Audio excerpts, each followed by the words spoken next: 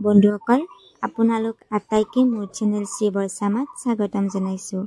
এজন মানুহে কাম বিচাৰি বেলেগ এখন গাঁৱলৈ গৈছিল। সেই গাঁওখনত গৈ মানুহজনে সেই গাঁৱৰ কিছুমান মানুহক লগ পালে আৰু ক'লে, মই এই গাঁওখনত থাকি কাম কৰিব বিচাৰোঁ। আপোনালোকে জনাব নেকি এই গাঁওখনত কেনেকুৱা মানুহ বসবাস কৰে? তেতিয়া সেই গাঁৱৰ মানুহবিলাকে ক'লে, আগতে আপুনি কওক, আপুনি যিখন গাঁৱত বাস কৰিছে তাত কেনেকুৱা মানুহ বসবাস কৰিছিল? তেতিয়া মানুহজনে কৈছিল, সেই গাঁওখনত একেবাৰে ভাল মানুহ নাছিল, সকলো বেয়াই আছিল। এই কথাষাৰ শুনি গাঁওবাসীয়ে ক'লে, আমাৰ ইয়াতো তেনেকুৱা মানুহে আছে। তেতিয়া মানুহজনে একো কাম নকৰাকৈয়ে গাঁওখনৰ পৰা আন এখন গাঁৱলৈ গুচি গ'ল। কিছুদিন পিছত সেই গাঁওখনত এজন ডেকা ল'ৰা আহিল। ল'ৰাজনেও একেই প্ৰশ্ন সুধিলে। তেতিয়া গাঁওবাসীয়ে ক'লে, তোমাৰ গাঁৱৰ মানুহবিলাক কেনেকুৱা?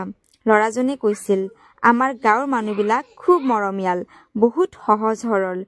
মোৰ নিজৰ মজবুৰিৰ বাবেহে মই ইয়াত কাম কৰিব আহিবলগীয়া হৈছে। তেতিয়া গাঁওবাসীয়ে কৈছিল, ইয়াতো তুমি তেনেকুৱা মানুহেই লগ পাবা। ল'ৰাজনে অতি আনন্দিত হ'ল আৰু তাত কাম কৰিবলৈ ৰৈ গ'ল। বন্ধুসকল, প্ৰকৃত কথা এইটোৱেই, আমি যেনেকুৱা, আমাৰ ব্যৱহাৰ যেনেকুৱা, আমি তেনেকুৱাই পাওঁ। সদায় বেলেগৰ প্ৰতি আমাৰ হৃদয়ত সহানুভূতিশীলতা থাকিব লাগে। কাকোৱে ঠাট্টা কৰিব নালাগে। কেতিয়াও বেলেগৰ দুৰ্বলতাৰ সুযোগ বিচাৰি ক্ষতি কৰিব নালাগে।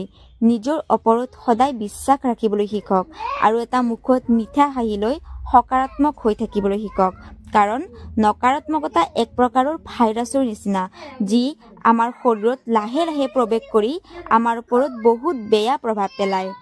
সমাজত আমি বিভিন্ন ধৰণৰ মানুহ লগ পাম, ভাল বেয়া, কিন্তু সেই বেয়াবিলাকৰ পৰাও যিখিনি ভাল সেইখিনি জানিবলৈ শিকক আৰু আগবাঢ়ি যাবলৈ শিকক। সকলো মানুহক সন্মান কৰিবলৈ শিকক। লাগিলেই সেই মানুহজন যিমানেই দুখীয়া নহওক কিয়, যি কাম নকৰক কিয়, ঠেলা চলোৱাই হওক বা ৰিক্সা চলোৱাই নহওক কিয়, আৰু বেলেগৰ লগত কেতিয়াও নিজক তুলনা কৰিব নিশিকিব। কাৰণ হিংসা আৰু তুলনাই আমাক কেৱল তললৈহে নামাই তোলে। আৰু ইয়াৰ বিপৰীতে কেৱল নিজক খুব পৰিমাণে ভাল পাবলৈ শিকক। কাৰণ নিজৰ ফালৰ পৰা বেষ্ট দিবলৈ শিকক।